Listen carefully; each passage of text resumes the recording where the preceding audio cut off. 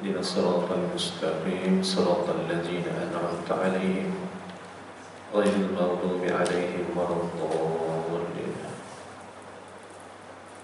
أعوذ بالله من الشيطان الرجيم. بسم الله الرحمن الرحيم.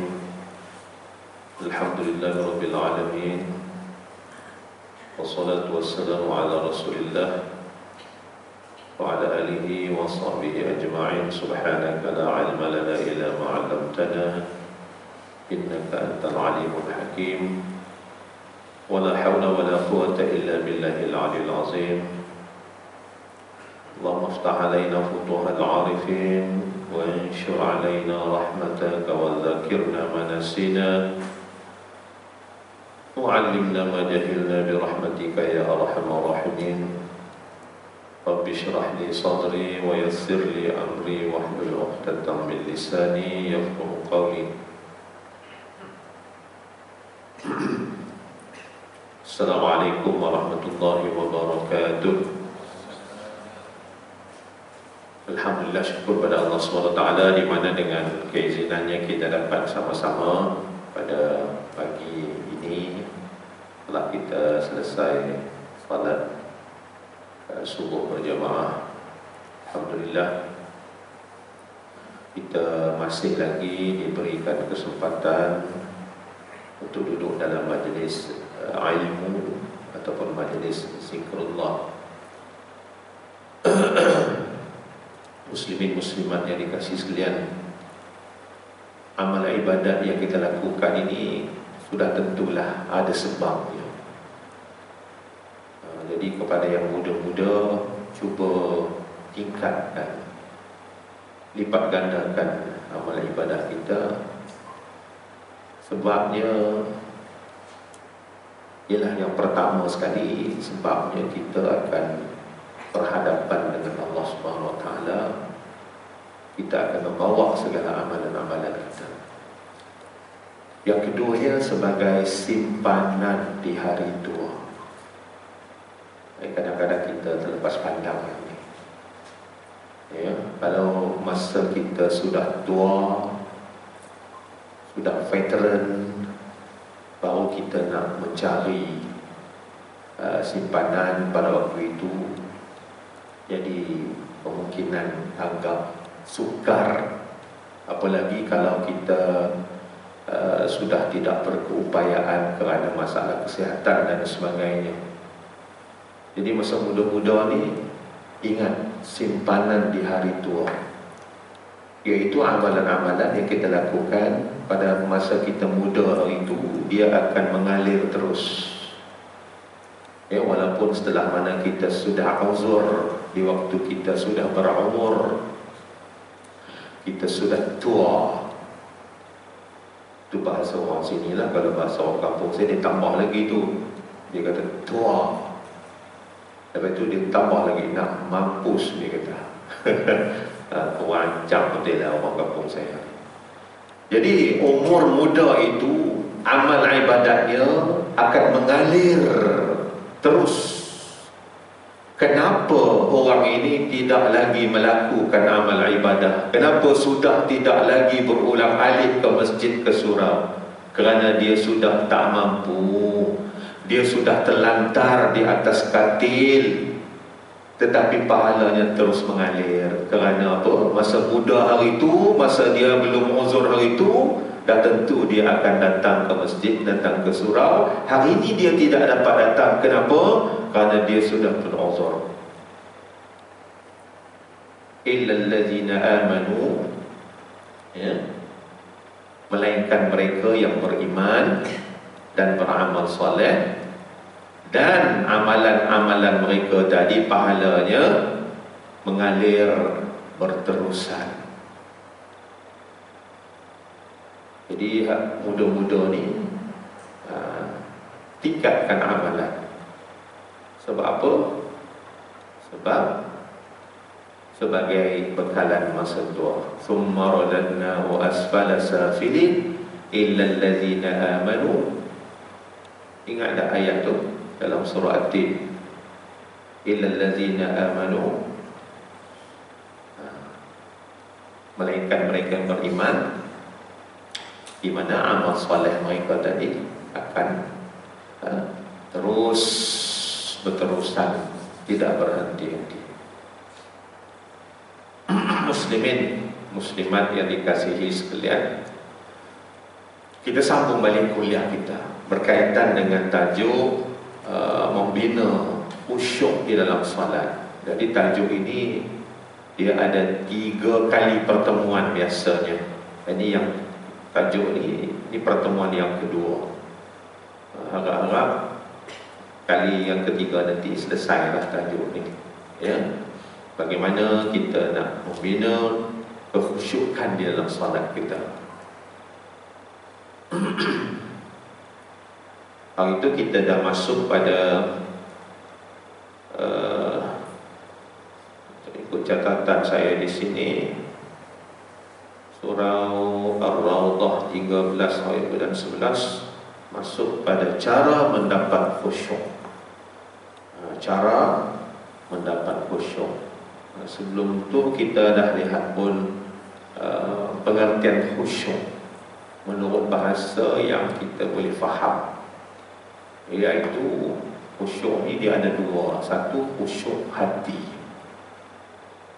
sehingga kan ramai di kalangan ulama bila disebut khusyuk, dia kata khusyuk itu adalah perbuatan hati, dan sekaligus bila hati khusyuk,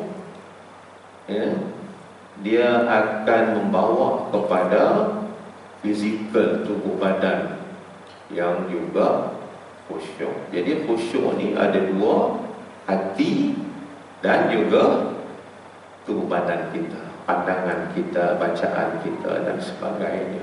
Dan khusyuk itu bukan bermakna kita mengosongkan fikiran kita. Jadi setengah orang kata khusyuk ni kita mengosongkan fikiran kita, tak ingat apa-apa. Ya, khusyuk ni memanglah kita mengosongkan fikiran kita, tetapi daripada perkara-perkara yang tak ada kena-mengena dengan solat. Bukan hak dalam solat tu pun tak ingat. Oh, kita khusyuk ni, Allah Akbar, tu dia punya kampui nak bagi khusyuk, tak ingat apa-apa. Bagaimana dengan bacaan-bacaan kita? Ya, ucapan-ucapan kita dalam solat, kalau kita tak ingat apa-apa, malah di antara usaha untuk kita nak tingkatkan kekhusyukan kita ialah kita menghayati bacaan kita tadi. Muslimin muslimat yang dikasihi sekalian, cuba kita tengok bagaimana cara kita nak dapat khusyuk dalam solat berdasarkan kepada kitab-kitab yang saya rujuk, berdasarkan kepada hadis-hadis Nabi SAW. Okey, pertama dia kata solat di awal waktu. Solat di awal waktu. Memanglah dari segi psikologinya, apa sahaja yang kalau kita buat awal-awal tu, hati kita akan rasa tenang tenteram. Macam saya pergi kerja tuan-tuan, kadang-kadang saya pergi sebelum subuh, saya sembahyang subuh di UTM kan. Lepas sembahyang subuh tu, idik sikit sebenarnya keluar pergi cari makan dulu. Kena nasi lemak berlimau sepinggan, kari pap 2 biji, teh kurang manis cawan, relax, jangan relax. Dekat meja makan. Dekat meja makan pun bukan ada orang pun, adalah sana seorang sini seorang, jadi kita tak berebut, tenang aja kan, tak rasa gelisah. Lepas makan apa semua, naik atas pejabat, tak rasa gelisah, buka laptop apa semua, relax, tenangkan fikiran. Kadang-kadang relax tu sampai lena. Tengok-tengok jadual, Allah, ada mesyuarat pula pukul 8, pukul 9. Mana ada mesyuarat pukul 8 yang awak pukul 8, pukul 9, relax lah. Cuma saya datang dalam keadaan yang tergesa-gesa, tiba-tiba ada mesyuarat, tinggal lagi 2 minit, dah tentulah dalam keadaan yang kelam kabut. Itu dari segi urusan kita buat kerja-kerja dunia kita. Begitulah. Dan lebih-lebih lagi lah urusan akhirat kita. Jangan kita bopok gapah, kita buat dalam keadaan yang tenang, tenteram, relax begitu. Ya. Jadi bila kita buat di awal waktu ni, kebiasaannya hati kita akan tenang tenteram. Inna salata kanat 'alal mu'minina kitaban mawquta. Sesungguhnya sembahyang itu adalah satu ketetapan yang diwajibkan ke atas orang beriman yang tertentu waktunya. Ya, solat ni ada waktu dia. Buatlah waktu mana pun, tak ada masalah, asalkan jangan langgar waktu dia. Tapi kalau kita tengok ada hadis-hadis yang menyatakan bahawa solat di awal waktu itu adalah yang paling afdal. Hadis muttafaqun alaih, hadis sahih. Su'ila Rasulullah sallallahu alaihi wasallam ayyul a'mali afdal? Qala as-salatu fi awwali waqtiha. Rasul pernah ditanya amalan apakah yang paling afdal, lalu baginda menjawab, salat di awal waktunya. Riwayat Abu Daud, hadis yang ke-146, hadis muttafaqun alaih. Muslimin muslimat yang dikasihi sekalian, termasuklah yang dikatakan persediaan untuk solat ini ialah datang awal pada hari Jumaat. Kalau kita ambil Jumaat macam semalam lah, macam semalam, dan hadis ni pun saya pernah baca hari itu. Tapi kadang-kadang, maaf cakap lah, kadang-kadang kita tengok masyarakat kita ni mungkin kerana kesibukan kerja, itu beza kita dengan sahabat Nabi sallallahu alaihi wasallam. Sibuk beribadat, kerja di celah-celah kesibukan ibadat. Kita ni lain. Kita ni sibuk buat kerja, curi masa sikit untuk beribadat. Itu perangai kita kan. Itulah keadaan kita, itulah real kehidupan kita hari ini. Ya, jadi kalau boleh kita peruntukkan sedikit masa pada hari Jumaat tadi, sebab hari Jumaat itu adalah hari raya. Hari raya mingguan kepada kaum muslimin. Dan kalau boleh, pakaian kita pun kita kena ambil berat juga. Walaupun pakai singlet pagoda pun tak apa. Tak nampak pusat, kira okey lah. Singlet pun macam roti jala ya. Kadang-kadang lebih kuning daripada roti jala. Tak apa. Memanglah tak apa. Kenapa bila kita berjumpa bos kita, kita sesama manusia, kita jaga penampilan diri kita. Kita pakai pakaian yang kemas, pakai tie, pakai long sleeve, tight in, amboi sematnya. Pergi semayang buka tie, buka baju kemeja, tinggal ni baju pagoda, hak cari. Tak boleh lagi tu. Terutama sekali hari Jumaat ni, pilih pakaian yang terbaik. Di antara pakaian terbaik berdasarkan hadis Nabi sallallahu alaihi wasallam ialah pakaian yang warna putih. Tapi kalau tak ada putih, tak ada apa pun tak apalah. Jangan hak tulah nak apa pakai masa sembelih ayam, pakai masa potong ayam, tolong isteri masak, merecik habis macam-macam kat baju kita tadi, pakaian yang sama lah, pakai pergi masjid. Orang kampung saya kata wajang. Jadi pakai hak cantik, tak semestinya baru, tapi cantik. Okey, Nabi kata apa? Sesiapa yang mandi pada pagi-pagi hari raya pula hari Jumaat, ialah hari raya lah tu kan, seperti mana mandi janabah. Apa maksud seperti mana mandi janabah? Mandi dalam keadaan mandi yang sempurna. Mandi dalam keadaan kita pastikan air tadi meratai di seluruh tubuh badan kita. Itu macam kita mandi janabah lah. Kadang-kadang takut tak sah mandi kita tu kan. Takut, maklum sajalah, takut air tak masuk celah-celah yang tertentu tu dia punya kangkang, dia punya tonggek mengangkang sini, nak pastikan air tadi meratai seluruh tubuh badan. Begitulah keadaannya orang yang mandi janabah, bukan pakai brom gitu aja. Jadi mandi sunat pagi Jumaat, mandi seperti mana mandi janabah. Kemudian dia cuba untuk datang awal ke masjid. Jadi orang ni seolah-olah Nabi sebut dalam hadis baginda, faka'annama qarraba badanatan, seperti mana orang yang berkorban seekor unta. Masya Allah, ya. Cuba kita semak tengok sepanjang kita balik, akil balik hari itu sampai hari ini ada tak unta? Cek tengok. Ya. Harap-harap adalah dalam banyak-banyak jemaah tu ada sekali pahala dia seperti mana kita berkorban dengan seekor unta. Kita nak beli unta pun mahal unta. Ya. Jadi put-putlah kita try tengok nak berkorban dengan unta dengan cara kita hadir lebih awal ke masjid.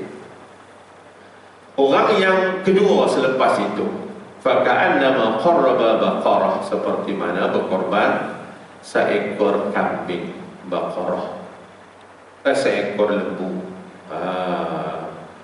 Kita seekor lembu pun jarang-jarang. Kadang-kadang seekor lembu tu share 7 orang, 7 bahagian, jadi try lah tengok dapat pahala seperti mana berkorban dengan seekor lembu. Masa yang ketiga, seperti mana berkorban biri-biri jantan yang bertanduk.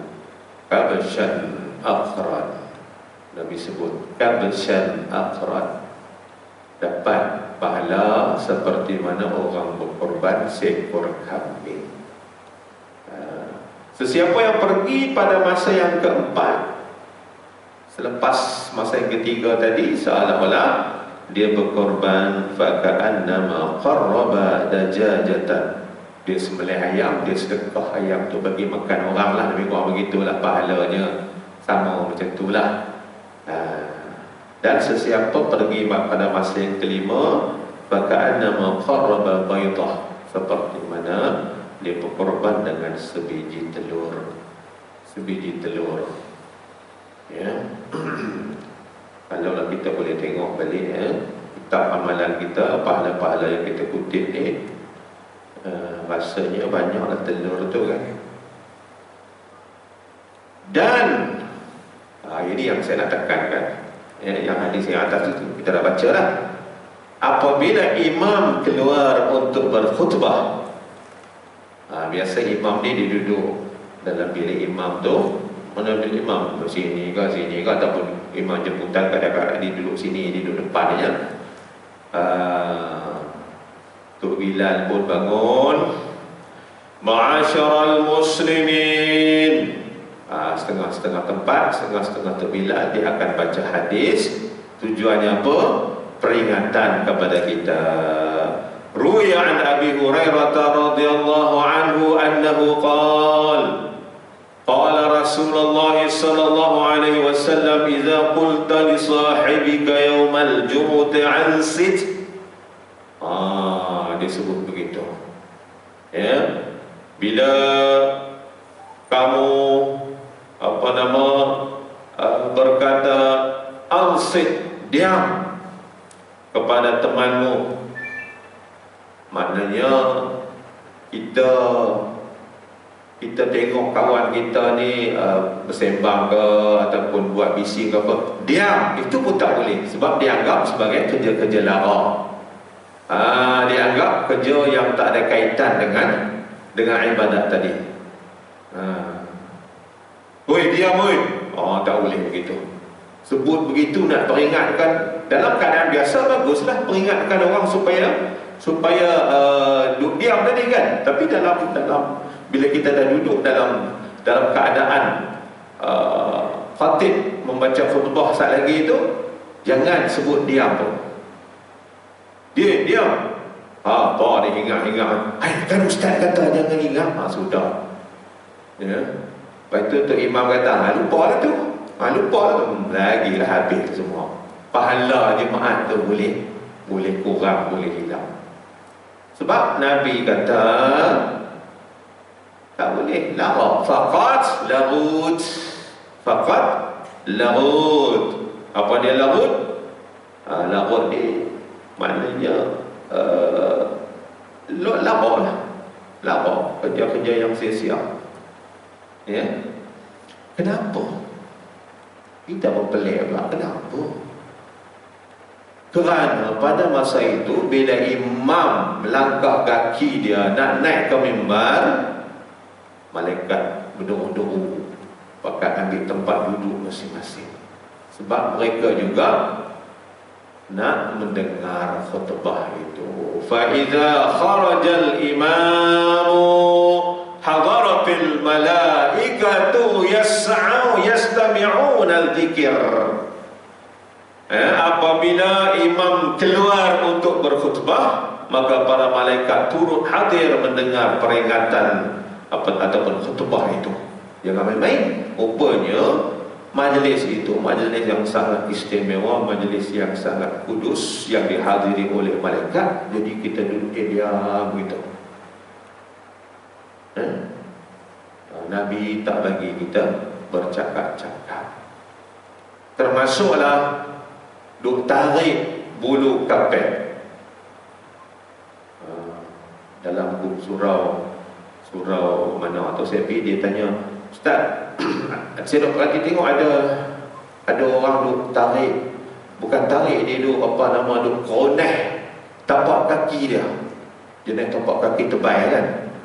Saat lagi bila bangkit nak sembahyang, tempat dia duduk tu berdebu kan. Nabi bagi tahu, Nabi tak sebutlah siapa-siapa konek tapak kaki aku tampak, Nabi tak kata itu. Tapi Nabi larang orang yang bermain-main dengan batu-batu kerikil. Maksudnya batu-batu kalau ada tu duduk gelintir dia. Duduk konek dia tak boleh. Termasuklah dikiaskan di situ ada orang yang disuruh cabut bulu kapet. Sekali lagi bila dia bangkit keliling tu pula ya, tinggal tempat dia duduk, dia tak tariknya. Ada macam tu, dia jadi tabiat dah. Tak boleh. Jadi termasuklah kalau zaman moden sekali kita duduk tek ni menentang ni. Tarik kanan, tarik kiri, suruh ke atas, tarik ke bawah. Dia ke jari itu patuk-patuk tu seolah sebagaimana orang yang sedang bermain-main dengan batu kerikil tadi yang Nabi larang. Duduk dia diam. Ya. Tu antara caranya. Adab-adab kita duduk di dalam masjid. Itu saya dah bagi tahu dekat dia, antara adabnya jangan kita berlari kan. Bila kita sampai ke tangga masjid tu berjalan dengan tenang. Kalau kita nak berlari pun masa di luar masjid daripada tempat parking kita tu, tengok imam dah angkat takbiratul ihram, kita nak cepat kita boleh berlari. Tapi bila dah masuk dalam masjid tak boleh berlari. Berjalan dengan tenang. Ya, sebab Nabi marah. Itu yang pertama. Yang keduanya membersihkan diri. Nak bina khusyuk ni, kena bersih diri kita, pakaian kita, tempat solat kita. Ya, ni kopiah dijaga ni, atuk-atuk jaga kopiah ni. Kadang-kadang cucu kan, cucu duduk pun bukan sekali dia pijak lagi. Cucu saya dia kalau dia tengok kopiah, dia ambil kaki pom boleh pijak. Okey lah, tak apalah dia pijak tu tak ada najis, buatnya dia duduk. Pampers tu dah kembung lah kan, maksima punya kembung tu. Dan tentu akan ada najis. Jadi jaga kebersihan ni. Lepas tu kita pun ambil letak atas kepala Allah, salawat 3 kali nak pakai ni pun. Padahal ada ayat kencing. Jaga-jaga ya. Sebab tu dalam kopiah kita ni, songkok kita ni letaklah di tempat yang tertentu, tempat yang tinggi sikit, tak mudah dicapai oleh cucu-cucu kita. Dia bergerti apa, tak boleh nak marah dia kan. Kebersihan tu terutama sekali yang Nabi tekankan ialah bersugi. Gosok gigi. Laula an asyqa ala ummati la amartuhum bisiwaki 'inda kulli wudu. Jikalau tidak mendatangkan kesusahan ke atas umatku, Nabi kata, kalau sekiranya tak membebankan umatku, nescaya aku akan perintahkan mereka bersiwak pada setiap kali wudu. Hadis riwayat Imam Bukhari. Dalam hadis yang lain, inda kulli salah, setiap kali nak salat. Jadi sebelum berwudu dan sebelum kita nak bersalat. Apa dia siwak ni? Apa dia siwak? Saya teringin nak bagi hadiah kat tuan-tuan, nak bagi siwak duk cadang surah Ar-Rawdah ni, nak bawa mai siwak, lepas tu nak buat kuis, kuis apa, buat kuis lah, siapa dapat jawab betul hadiah siwak. Tuan-tuan tahu tak, hari ni saya tersilap surau, nasib baik last minute nak mari ni buka tengok, saya ada jadual saya lah dalam kepala saya ni. Saya ingat Masjid Al-Ikhwaniyah Ceras Utama. Abang kat rumah esok ni nak pergi kuliah subuh Masjid Ceras Utama. Tak apalah, dekat je. Ya, rupa-rupanya tengok balik, ya Allah, surah Ar-Rawdah terlupa aku. Masjid Ikhwaniyah tu dah bagi, dah sugi, nak bawa tak teringat lah kalau kamu begitu kan. Dan nanti dalam masa-masa yang lain nanti saya bawa kayu sugi, bukan nak jual, nak bagi ya.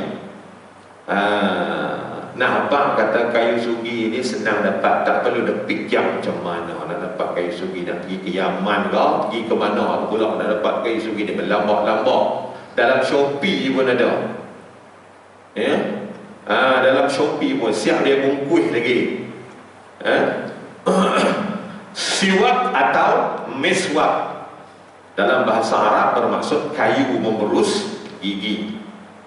Kayu yang digunakan untuk memberus gigi. Boleh tak kita guna kayu lain? Ranting daun ketum ke, pokok ketum ke, ranting pokok rambutan ke, lidi penyapu ke, ya? Apa-apa saja boleh, tak ada masalah. Yang penting cuci gigi. Tetapi berdasarkan hadis, kayu yang khusus. Tadi sebut kayu arak, kayu sugi yang kita tengok tu lah. Syed Sabiq kata boleh, sebab falsafah kita gosok gigi nak hilangkan, kita sebut apa, kuning gigi, kita tak nak sebut biru gigi belang-belang, kita tak nak sebut lagi, kita sebut kuning, nak hilang kuning gigi tu lah. Tetapi adalah yang lebih baik berdasarkan kepada hadis Nabi tadi yang khusus, iaitulah bersugi dengan kayu sugi, ya, dalam bahasa saintifik dia apa dia, Salvadora persica. Barulah sedap. Ini dia sebut kayu siwak, tak komersial langsung. Tolong ambilkan kepada abah kayu Salvadora persica. Nampak kelas sikit. Padahal kayu siwak lah tu. Itu dari segi saintifiknya. Ada orang buat kajian dah, kayu ni dibandingkan dengan ubat gigi dan berus gigi biasa. Jadi kayu sugi ni daripada kayu arak ini lebih baik lagi lah, kerana dia ada kesan-kesan lain, seperti dia boleh mengelakkan barah busi dan sebagainya. Sebab apa? Getah dalam kayu sugi itu dia ada khasiat dia. Ya. Okey. Syekh Sabiq rahimahullah berkata, lebih baik jika digunakan untuk memberus gigi adalah kayu sugi yang khusus tu. Walaupun ranting pokok ketum ke, apa-apa sajalah boleh. Sebab falsafah dia nak buang kekotoran dalam gigi. Tetapi sunnahnya ialah kayu sugi. Jadi para ulama berkata, kita berus gigi itu, menggunakan berus itu pun pahala, dapat pahala. Sebab apa? Falsafah daripada yang Nabi sebut ini suruh kita jaga kebersihan mulut. Bayangkan sehari semalam 10 kali kita bersugi, sebelum wudu dan sebelum solat. Ada tentulah gigi orang Islam ini bersih, bersih. Cuba tengok orang Arab kan, gigi dia kan bersih, gusi dia merah aja kan. Okey. Tapi saya sampai kata adalah yang utama menggunakan kayu arak tadi, ya. Alif ra alif qaf arak tadi. Itu kayu sugi itulah. Kenapa?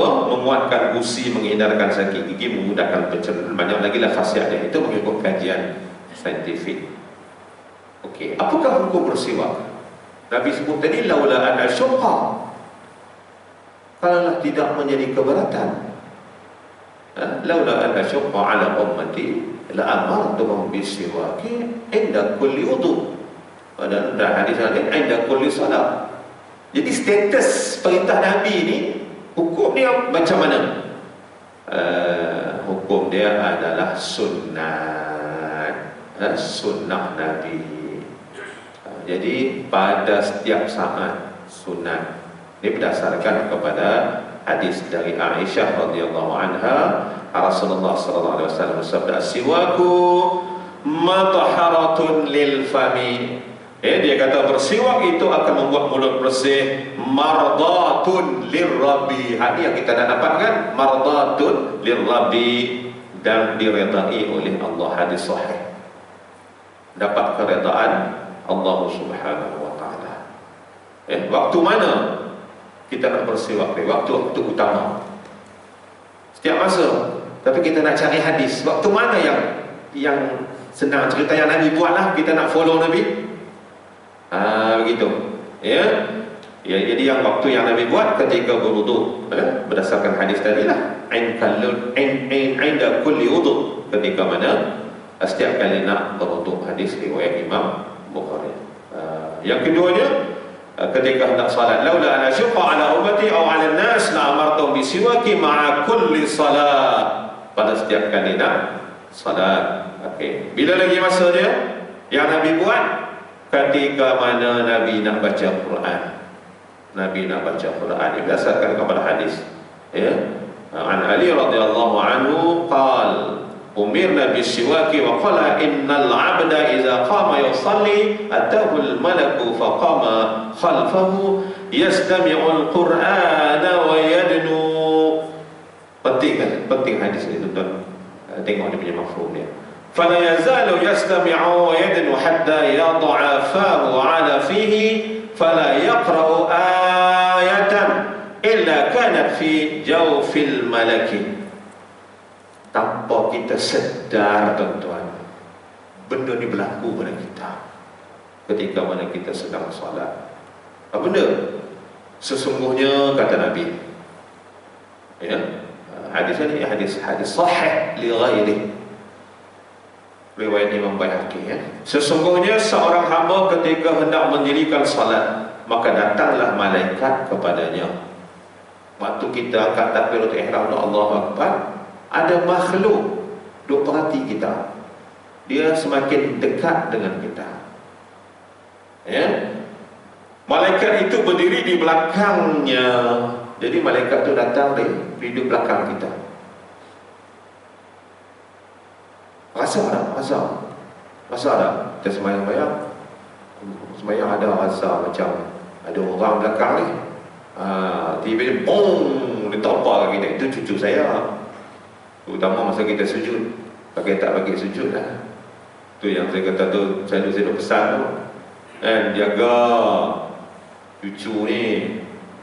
Sebab apa? Dia pakai pampers, budak umur 2 tahun, 3 tahun dia pakai pampers. Dalam pampers dia tu macam-macam ada lah. Jadi sebaik-baiknya cucu kita ni masa dia dilahirkan itu, kita kerat masuk jawi siap-siap lah. Masa dia baru lahir itu senang, sebab dia tak banyak bergerak. Umur 2 tahun baru nak sunat je dia bentar. Masa kecil-kecil tu kita bersunat dia. Saya anak saya bersunat masa kecil-kecil, tapi cucu dia terlupa. Tok Wan ni lolak tu terlupa, tuan-tuan. Tak teringat, terlupa nak pesan dekat anak tu. Kerat orang. Bukan kita buat sendiri, suruh misi lah buat kan. Bawa pergi pisau, gunting, kerat sendiri, tak boleh lah. Sebab apa? Senang nanti dia bersih. Bila dia dah tak kulup, dia dah tak ada tu, dia bersih. Dia nak mari duduk, pada apa kau janji pampers dia elok lah, janji tak ada air kencing lah kan. Okey. Kita tengok cerita tadi, hadis tadi. Kemudian malaikat itu berdiri di belakangnya, mendengar bacaan Qurannya. Jaga baik-baik bacaan kita ni, ada makhluk sedang dengar. Ada makhluk sedang dengar. Dia main, dia ada belakang tu, pada belakang kita tu, dia nak observe kita. Baca macam mana ni? Baca pelan Kedah tak ada masalah, dah lidah Kedah, mari belah baling tu. Palama. Lidah Jawa tak ada masalah, nak buat macam mana? Dimaafkan bacaan itu. Belajar pun mari guru daripada Gunung Ledang pun macam itulah sebutan, tak apa. Malah dia dapat dua pahala. Pertama pahala baca Quran, yang kedua pahala duk nak baiki dia punya lidahnya tu, dia punya bacaannya itu. Jadi orang-orang yang jenis lidah macam ni bacaan dia tidak ikut lahjah Arab, tak apa. Janganlah pula kita kata yang baca macam Jawa, baca macam orang Kedah, main mana hang ni. Lapung di hukum waliyadin inna a'tayna kal kausar. Nak buat macam mana? Nak buat macam mana dah jenis macam tu? Jenis macam tu ada. Walaupun kita katakan alhamdulillah orang Nusantara ni dia punya lidah tu, dia boleh ikut macam-macam bahasa. Kadang-kadang cakap orang putih lebih baik lagi daripada Mak Saleh. Kadang-kadang dia cakap Urdu lebih baik lagi daripada orang Urdu sendiri, lidah dia tu kebanyakannya. Tapi ada juga yang jadi macam lidah keras tu, lidah keras, lidah pendek, lidah terlebih panjang. Yang lidah cabang tak ada agut. Tak apa, dimaafkan. Malaikat dengar? Ya, malaikat akan dengar bacaan kita. Malaikat mari semakin dekat untuk mendengar bacaan kita. Tidaklah dia berhenti dan mendekat sampai dia meletakkan mulutnya pada mulut hamba tadi. Jaga kebersihan mulut kita. Sebab apa? Malaikat dia nak mendengar ayat-ayat yang kita baca. Sampailah paling dekat, dia akan dekat mulut dia tadi, sampai kepada mulut kita. Tidaklah hamba tersebut baca satu ayat kecuali ayat tersebut akan masuk ke perut malaikat itu. Hadis riwayat Imam Baihaqi. Status hadis ini sahih li ghairi. Nanti kita belajar ilmu hadis dalam mustalah hadis. Kenapa disebut sahih li ghairi? Kenapa disebut hasan? Kenapa disebut hadis masyhur? Kenapa disebut hadis ahad dan sebagainya? Itu kena belajar dalam ulumul hadis lah. Ini satu bidang. Bukan kita belajar hadis tu, kita belajar ilmu hadis. Disebut sebagai ilmu berkaitan dengan matan hak Nabi sebut tu. Dalam hadis matan tu memang penting lah. Dan penting juga yang kita sebut sebagai ilmu riwayat itu. Siapa yang riwayatkan hadis itu, siapa, hak kita baca pada permulaan hadis itu. Ilmu rijal dan sebagainya. Nak kenal siapa yang meriwayatkan hadis itu. Okey. Jadi kena jagalah. Sebab itulah Nabi pesan suruh bersiwak. Sebab apa? Ada connection di antara kita dengan malaikat. Ini hadis ni kata, fala yaqra'u ayatan, tidaklah hamba tersebut membaca suatu ayat illa kanat fi jawfil malak. Kanat fi jawfil malak. Tidaklah hamba tersebut membaca satu ayat kecuali ayat itu akan masuk ke dalam perut malaikat. Hadis riwayat Baihaqi, hadis sahih li ghairi. Okey, yang keempat yang Nabi buat ketika memasuki rumah. Nabi balik nak masuk rumah, Nabi bersiwak. Sa'altu Aisyah qultu bi ayyi shay'in kana yabda'u an-nabi sallallahu alaihi wasallam idza dakhala baitahu qalat bis-siwak. Aku bertanya kepada Aisyah apa yang Nabi sallallahu alaihi wasallam lakukan ketika mulai masuk ke rumah baginda. Aisyah menjawab bersiwak.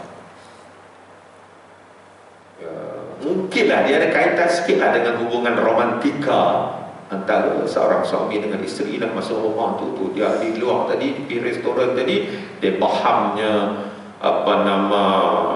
petai jeruk lah, jering lah, berong.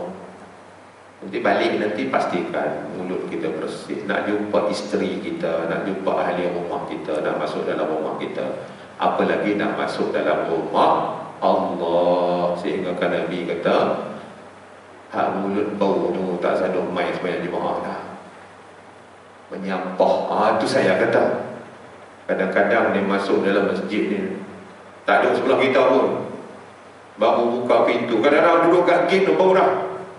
Dia punya dahsyat. Ada bau tu orang tu. Bila saya boleh sebut ni, saya dah teringat orang tu. Tuan-tuan pun boleh kenal lah orang tuan-tuan hak jenis mulut berbau ni kan. Mulut berbau tu kalau hak daripada dalam perut tu mungkin adalah ubat dia, vitamin dan sebagainya, tapi hak di luar dia kena jaga. Nabi tak suka. Kalau kita makan bawang banyak sehingga mengeluarkan bau tu, Nabi tak suka. Itu bawang. Apalagi kalau jeruk petai, buah genuk, buah jering, entah buah apa-apa lagi. Jadi adab kita ni, kalau kita nak datang masjid, nak datang surau, nak solat jemaah ni, jaga kebersihan gigi kita, jaga kebersihan mulut kita. Ini ditutup boleh buang 3 besen kan. Saya ni kalau petai ni cukup syoknya lah. Dia makan. Sekejap lagi mari duduk sebelah kita, tuan-tuan. Bukan saya duduk sebelah kita, dia pergi kencing tu pun sekejap lagi habis satu. Habis semua bilik ayam tu bau. Nak marah sungguh lah. Tak marah macam mana dah. Patutnya kalau dah kita tahu kita makan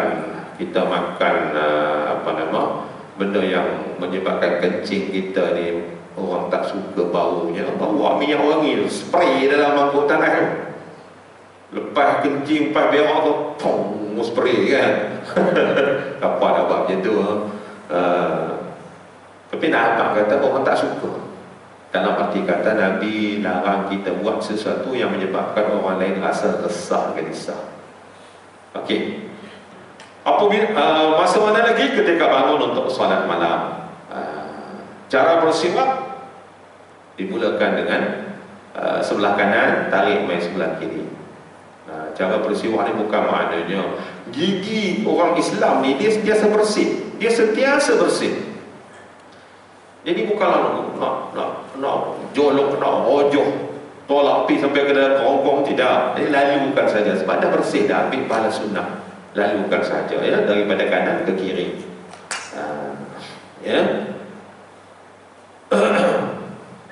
Okey.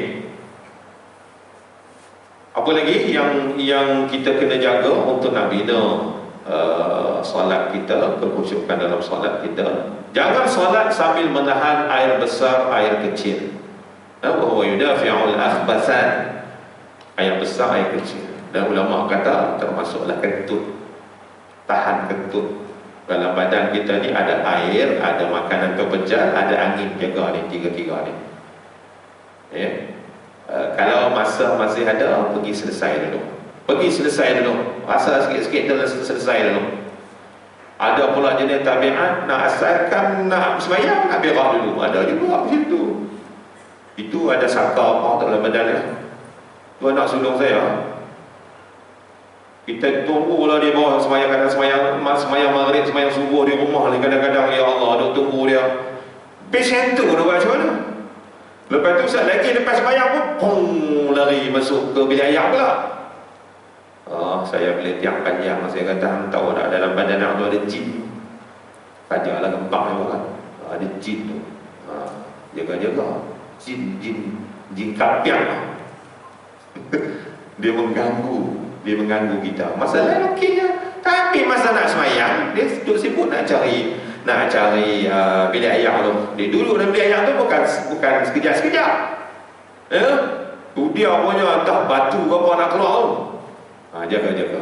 Jangan jadikan habit. Nanti asalkan nak semayang, dia akan cari bilik air.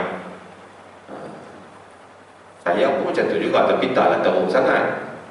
Bila pergi ke surau, biasanya saya, kalau pagi ni lah, saya mari surau tuan-tuan ni, nak terkencing ke tak terkencing, saya pergi pelawai dulu lah. Okey. Jangan tahan. Selesaikan. Kacawali. Masa tak cukup. Nak masuk waktu, dah nak habis masa ni. Jadi kalau kita duduk layan tu nanti akan menyebabkan masa terbatas masa.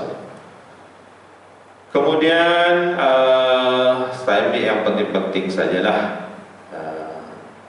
Kemudian saya ambil ini berdasarkan kepada hadis Nabi lah. Inilah salatku yang terakhir. Ketika mana kita nak salat tu, inilah salatku yang terakhir. Mengingati kematian membantu seorang untuk mencapai kekhusyukan di dalam salat. Siapa kata? Nabi kata, azkuril mauta fi salatika wa inna ar-rajula idza zakara al-mauta fi salatihi fa hurriyun ay yuhsina salatahu wa salli salata rajulin la yazunnu annahu yusalli salatan ghayraha wa iyyaka wa kulla amrin ya'taziru minhu. Hadis riwayat Imam Baihaqi. Ingatlah kematian dalam salatmu. Ingatlah kematian dalam salatmu. Kerana jika seseorang mengingati mati dalam salat, maka ia akan memperelokkan salatnya. Jadi kalaulah kita rasakan inilah persembahan kita yang terakhir kepada Allah Ta'ala, dan tentulah kita nak bagi yang terbaik, yang terbaik. Dan antaranya lagi, jauhi dosa, jauhi maksiat. Sebab apa? Kebiasaannya dosa itu dia menggelisahkan jiwa. Da'ma yaribuka ila ma la yaribuka fa inna sidqa tama'ninatun wa innal kaziba ribatun. Tinggalkanlah yang meragukanmu dan beralihlah kepada apa yang tidak meragukanmu. Fa inna sidqa, dengar ni Nabi kata, fa inna sidqa, sesungguhnya sidqa ni macam kita katakan bercakap benar lah, ataupun kejujuran. Tama'ninatun, lebih menenangkan jiwa. Sedangkan wa innal kaziba, sedangkan menipu itu, bercakap dusta itu akan menggelisahkan jiwa. Dia bila kita menipu orang, dia bukan bagaikan angin berlalu begitu saja, dia ada kesan. Sebab itulah kebaikan yang kita lakukan ada kesan baik pada kita. Kebaikan yang kita buat pada orang lain itu sebenarnya kebaikan kepada diri kita sendiri. Dan sebaliknya, dosa kejahatan yang kita buat pada orang itu dibalik kepada diri kita sendiri. Sekurang-kurangnya hati kita akan resah gelisah. Hati ini dia ada connection dengan kerja buat kita. Kalau kita buat dosa, hati kita akan resah gelisah. Macam mana pula bila kita kadang-kadang kita tengok orang lain tenang aja, tak ada masalah pun, tutup rasuah, tapi nampak tenang aja. Quran dah jawab. Quran jawab apa? Kalla barrana ala qulubihim ma kanu yaksibun. Itu punca dia. Orang yang buat maksiat, buat dosa, dia tak nak rasa apa-apa, dia rasa tenang, tenteram, relax saja. Tapi bagi hati yang beriman ni, orang yang beriman macam tuan-tuan ni, bila buat satu kesalahan tu, dia ada kesan. Sehingga kan ada sahabat pergi mengadu dekat Nabi, kenapalah saya ni, tak tahulah hati saya ni berbolak-balik, rasa macam resah gelisah. Nabi kata, cuba cek tengok ada tak dosa yang kamu lakukan. Oh begitu, maknanya dosa tadi dia ada kaitan dengan hati kita, dia meresahkan hati. Itu orang yang ada iman takwa dalam hati dia. Tapi jenis banyak melakukan dosa golongan al-ausah ini, peminat ataupun pengumpul dosa di masa lapang itu, hati dia sudah tertutup. Kalla barrana ala qulubihim ma kanu yaksibun. Sebenarnya apa yang selalu mereka usahakan itu menutupi hati mereka. Ingat, dosa-dosa yang kita buat tu, dia tutup hati. Sekali kita buat dosa, hati kita macam rasa kesah gelisah, tapi kita buat lagi yang kedua, kita buat lagi yang ketiga. Mafhum dia apa? Maksudnya kita tidak bertaubat cepat-cepat. Kita tidak bertaubat cepat-cepat. Orang yang ada dosa ni, pertama setan datang suruh dia buat dosa.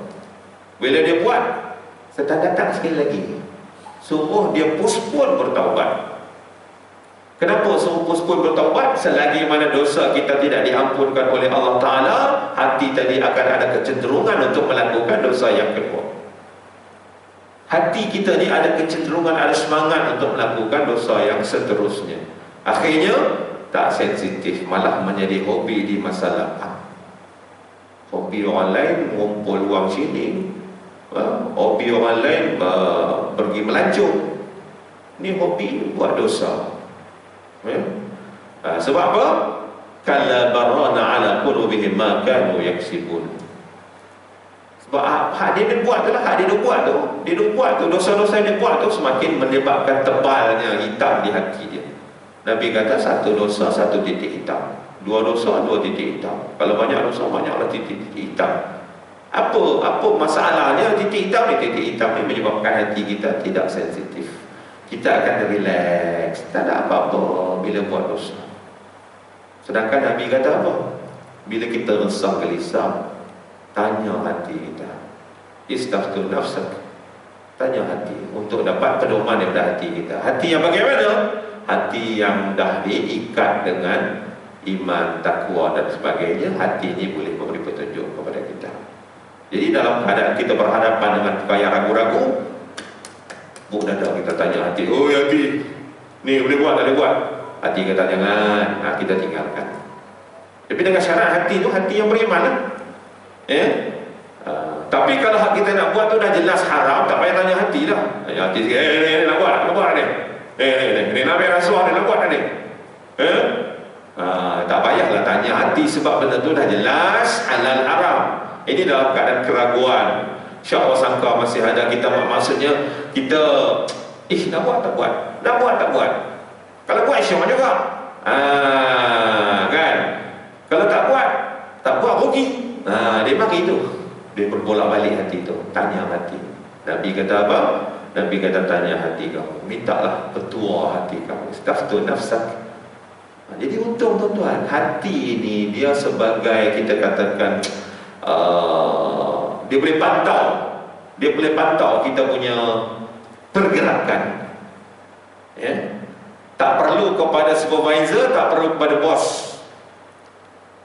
Jenayah yang berlaku di Malaysia, ini ikut statistik Bukit Aman di antara faktor dia ialah bila pekerja tadi, contohnya kita ambil staf kerajaan, tidak dipantau oleh orang atasan. Dia pergi outstation ke bagaimanakah, dia tidak dipantau kerja-kerjanya tu, maka akan berlakulah penyelewengan. Ratusan juta wang negara disoklap, hilang habis dalam jenayah perdagangan ke jenayah apa ni. Di antara, selain punca-punca yang lain sebagainya, di antaranya ialah kurangnya pemantauan. Dah pula nak gaji pemantau pula. Tapi kalau hati kita boleh pantau kita, Masya Allah, di mana saja, tanpa ada supervisor, tanpa ada bos, kita tetap akan patuh kepada arahan Allah Subhanahu Wa Taala yang pertama sebelum kita patuh kepada arahan majikan tadi. Patutlah kita nak didik kat universiti ni, kita didik anak-anak bangsa kita supaya apa? Supaya apa saja bidang mereka yang mereka akan ceburi, yang nantinya mereka akan berkerjaya berdasarkan kepada bidang mereka, mereka tetap akan ada iman dan takwa untuk integriti. Sebab tu kalau kita tengok di universiti, terutama sekali universiti awam dan termasuk juga universiti swasta, asalkan dalam Malaysia ni, dia akan ada subjek umum. Walaupun dia ambil ekonomi, dia ambil kejuruteraan, dia tetap akan belajar ilmu yang berkait dengan kita katakan membina rohani dia. Tujuannya apa? Tujuannya supaya dia menjadi seorang ahli perniagaan yang ada integriti. Dia menjadi seorang ahli teknokrat yang ada integriti. Dalam bahasa orang kampung kita ni ada iman. Rohani dia itu terbina bersama dengan dia punya kerjaya dia. Itu yang penting. Jadi janganlah kita duk kira nak cepat habis mengaji. Ada juga cadangan-cadangan supaya budak-budak masuk universiti ni cepat habis mengaji lah, duk ambil masa sampai diploma pun 3 tahun, patutnya 18 bulan je. Sebab apa? Sebab duk sibuk dengan pengajian umum ni. Itu masalah dia. Sepatutnya bagi saya Cuti semester kita hantar pergi pondok. Anak-anak dara kita ni, anak-anak tona kita ni, pergi mengaji pondok, pergi hantar pergi Kedah, ke Derang, ke di Kelantan, ke mana ke, supaya walaupun mereka jadi saintis ke, mereka jadi ahli teknokrat ke, mereka jadi usahawan ke, mereka jadi ahli perniagaan ke, ada iman di dalam hati mereka. Jadi tidaklah menyebabkan berlakunya kerosakan kepada masyarakat hari ini kan. Semakin tinggi mengaji, semakin pakar dalam sesuatu bidang, semakin menimbulkan keresahan kepada masyarakat. Sekali lagi habis tu, habislah duit kita dalam bank tu. Sebab apa? Dia tekan keyboard dia, mengalir masuk duit orang lain masuk ke akaun dia. Seorang 5 kupang. Deposit ada 400,000, 5 kupang kali 200,000. Ini pernah berlaku kan? Ini pernah berlaku. Mungkin tuan-tuan pernah dengar nama-nama yang pernah melakukan kita katakan salah laku ini. Yang antara mereka adalah orang yang sentiasa dapat anugerah dekan pada setiap semester. Dan antara mereka adalah orang yang mendapat pingat emas. Budak-budak cemerlang ni, selain dia dapat ijazah, dia akan dapat pingat tu, dikalungkan dia. Ni watak, ni orang yang melakukan penyelewengan dah, yang dah disumbat masuk ke dalam penjara. Kalau saya sebut nama tuan-tuan, oh ingat Ustaz, ingat. Tapi tak sebutlah, umpat dia pula kan. Muslimin muslimat yang dikasihi sekalian, kita kena sentiasa berdoa ni penutup pada kuliah kita lah. Sama-sama dengar saya doa dulu nanti kita ikut. Allahumma inni as'aluka fi'lal khairat wa tarkal munkarat. Okey, mafhum dia. Ya Allah, aku memohon kepadamu untuk mudah melakukan berbagai kebajikan dan meninggalkan berbagai kemungkaran. Doa berdasarkan kepada hadis riwayat Imam Tirmizi daripada Ibnu Abbas, hadis sahih. Ada doa-doa yang berdasarkan kepada hadis, doa yang terbaik disebut doa maksur. Okey, Allahumma inna nas'aluka fi'lal khairat wa tarkal munkarat.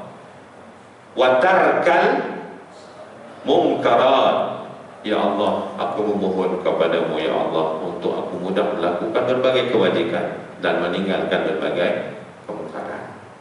Ingat, dosa maksiat kita lakukan itu dia masuk ke dalam sembahyang kita, dia masuk dalam solat kita, menyebabkan hati kita resah gelisah, maka hilangnya kekhusyukan di dalam solat tadi. Jadi jauhkan seboleh mungkin, usahalah. Yang hal lepas tu nak buat macam mana? Yang lepas tu kita istighfar lah banyak-banyak. Hal akan datang ni insya-Allah kita berazam, masya-Allah kita tak akan buat lagi. Sebab antara kerja-kerja dosa itu dengan amal ibadah, dia ada connection. Termasuklah doa kita kepada Allah Ta'ala pun ada connection. Sehingga kan di zaman Nabi Musa diriwayatkan Nabi Musa semacam nak recommend kepada Allah Ta'ala supaya terimalah doa orang tu, seolah begitu. Tapi Allah Ta'ala beritahu Nabi Musa, kalau dia angkat tangan setinggi mana pun sampai putus tangan itu berdoa kepada aku tidak akan terima doanya. Kenapa? Akibat daripada perbuatan yang tadi. Sehingga kan dalam makanan dia ada unsur-unsur yang haram, pada pakaian dia ada unsur-unsur yang haram, pada tempat tinggal dia ada unsur-unsur yang haram, sekeliling dia ada unsur-unsur yang haram. Lalu bagaimana doanya nak diterima oleh Allah Subhanahu wa Ta'ala? Jadi ingat, makan minum kita ni ada kaitan yang sangat rapat dengan amal ibadah kita, dengan doa kita. Okey, kita dah sampai ke akhirnya. Nanti dalam pertemuan akan datang kita akan masuk kepada hukum khusyuk dalam solat. Yang kita dah sebut khusyuk ni, apa hukum dia? Apa hukum khusyuk dalam solat ni? Ada perbahasan dalam kalangan ulama tentang hukum khusyuk dalam solat ni. Aku qauli hadza wa astaghfirullah li wa lakum. Wassalamualaikum warahmatullahi wabarakatuh. A'udzubillahi minasyaitonir rajim. Bismillahirrahmanirrahim. Alhamdulillah Rabbil Alamin, hamdan yafi ni'amahu wa yukafi'u mazidah. Ya Rabbana lakal hamdu kama yanbaghi li jalali wajhika wa 'azimi sultanik. Allahumma salli ala Sayyidina Muhammad wa ala ali Sayyidina Muhammad. Allahumma ahna bil iman wa amitna bil iman wa ahsyurna yawmal qiyamati fi zumratil iman wa adkhilna al-jannata ma'al iman bi rahmatika ya arhamar rahimin. Allahumma a'inna ala zikrika wa syukrika wa husni ibadatik. Rabbi ja'alna muqimas salah wa min zurriyatina rabbana wa taqabbal du'a. Allahumma ya ghani ya hamid ya mubdi'u ya mu'id ya rahimun ya wadud, aghnina bihalalika an haramika wa bi ta'atika an ma'asiyatika. Rabbana 'alaika tawakkalna wa ilaika anabna wa ilaikal masir. Rabbana atina fid dunya hasanah wa fil akhirati hasanah wa qina 'adzaban nar. Wa sallallahu ala sayyidina Muhammadin wa ala alihi wa sahbihi ajma'in walhamdulillahi rabbil alamin. Taqabbalallahu minkum.